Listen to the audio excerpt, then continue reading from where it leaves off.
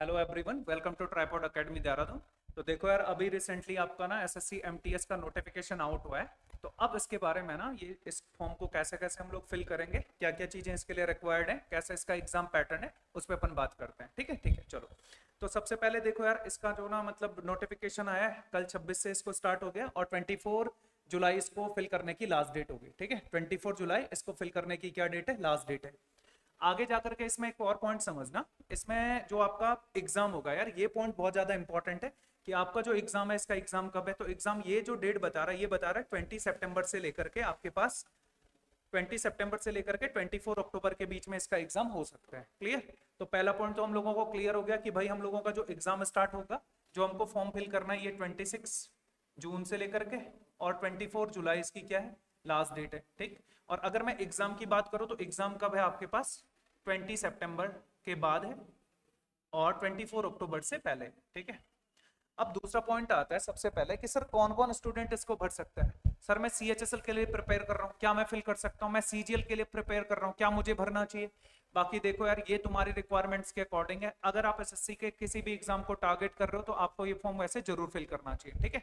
दूसरा पॉइंट क्या है कि ये वाला जो एग्जाम है ना, ये बहुत ज्यादा इंपॉर्टेंट उन लोगों के लिए है जो स्टूडेंट जल्दी ही जॉब चाहते हैं। ठीक है। टोटल नंबर ऑफ वैकेंसीज कुछ 1041 के अप्रोक्स है। ठीक है। हो सकता है ये आगे जाकर के बढ़ भी सकते हैं, कभी कभी बढ़ भी जाते हैं, लेकिन अभी ये मतलब अप्रोक्स में इतनी टोटली वैकेंसीज एसएससी ने आउट करी हुई है। ठीक है। दूसरा पॉइंट, अब इसमें एक सबसे इंपॉर्टेंट पॉइंट आता है कि सर ना इसको जब हम लोग अगर फिल करें तो फिल करते टाइम इसमें एक पॉइंट आया आपके पास कि जो डेट ऑफ एग्जामिनेशन के लिए जो आपके पास डॉक्यूमेंट की रिक्वायरमेंट है वो कौन सी डेट है। तो इसमें 1 अगस्त को इसमें डेट रखा गया है। ठीक है, 1 अगस्त को इसमें डेट को माना गया है। आगे जाकर के इसमें तीसरी पॉइंट सबसे इंपॉर्टेंट देख लेते हैं, इसका जो एग्जाम पैटर्न है वो किस तरीके का है। देखो यार, अगर आप एग्जाम पैटर्न की बात करोगे तो एग्जाम पैटर्न में बेसिकली सबसे मेन आपके पास दो पेपर रखे गए। पहला पेपर आपके पास मैथ्स और रीजनिंग का होगा, जिसके 20 क्वेश्चन आएंगे। ठीक है।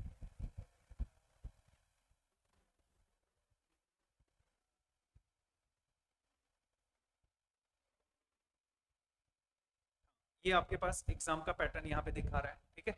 आप देखोगे तो इसमें ना आपके पास दो पेपर ये मार्क करवा रहा है। कौन कौन से दो एग्जाम है देखो यार, एक आपके पास पेपर 1 है और एक आपके पास पेपर 2 है। ठीक है।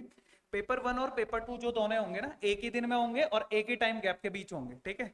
दूसरा क्या है कि पहले पेपर के लिए कितना टाइम दे रखा है, 45 मिनट। दूसरे पेपर के लिए भी कितना टाइम दे रखा है, 45 मिनट दे रखा है। दूसरा पॉइंट, कितने क्वेश्चन आएंगे, देखो मैथ्स के यहाँ पे 20 क्वेश्चन है, 60 मार्क्स का, मतलब ईच क्वेश्चन कितने मार्क्स का है, 3 मार्क्स का है।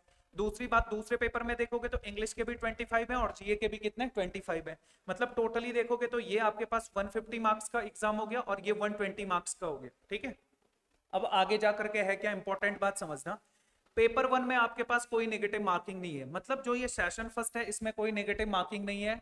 नेगेटिव मार्किंग इसमें यूज नहीं की जाएगी। इसमें है भाई, इसमें क्या है, 1/3 है, मतलब एक क्वेश्चन अगर आपका इनकरेक्ट होगा तो उस पर 1 मार्क्स आपका रिड्यूस हो जाएगा।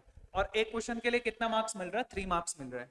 एक और पॉइंट समझना, जब आप इस एग्जाम के लिए प्रिपेयर कर ही रहे हो तो इसमें दो पॉइंट इसमें एक्स्ट्रा नोट डाउन करनी है। क्या पॉइंट नोट डाउन करना है कि पहला जो आपका फर्स्ट एक पेपर है ना, फर्स्ट पेपर ओनली क्या है, क्वालिफाइंग नेचर का है। ठीक है।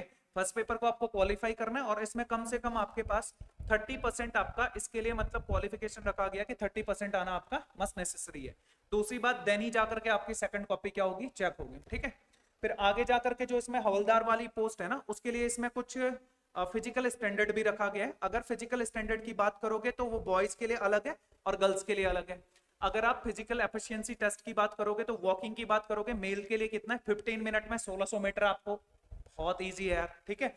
और गर्ल्स के लिए वही कितने, 1 किलोमीटर जाना है कितने में, 20 मिनट में। ठीक है। चलो आगे जाकर के इसमें थोड़ा सा ना हाइट का स्टैंडर्ड भी रखा गया है। मेल के लिए 157.7 सेंटीमीटर है, और जिन लोगों के पास यार ये हिल सर्टिफिकेट है, गढ़वाली, कुमाऊनी, असमीज, गोरखा और अदर जो भी जिनके पास जो भी चीजें हैं, उनके अकॉर्डिंग उनको 5 सेंटीमीटर का इसमें रिलैक्सेशन दिया गया है। ठीक है। चेस्ट के लिए 81 सेंटीमीटर रखा गया है, कोई दिक्कत नहीं। फीमेल के लिए इसमें हाइट की बात करोगे तो 152 सेंटीमीटर है और 2.5 सेंटीमीटर रिलैक्सेशन है, जो भी मतलब इस कैटेगरी में आ रहे हैं। और वेट इसमें 48 केजी उनके लिए रखा गया है।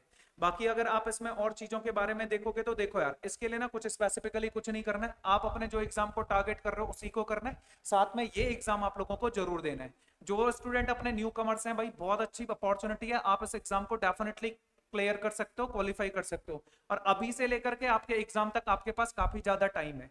जो स्टूडेंट अपना सिलेबस पूरा कर चुके हैं भाई, सिर्फ मॉक टेस्ट पे ध्यान देना, मॉक टेस्ट से स्कोर को इंक्रीज करना है। अब ये नहीं कि तुम इसके लिए भी स्पेशली कोर्स परचेज करने लगो या कोर्स देखने लगो, इसमें वही सारी चीजें आएंगी जो एसएससी के नॉर्मली एग्जाम में आती हैं।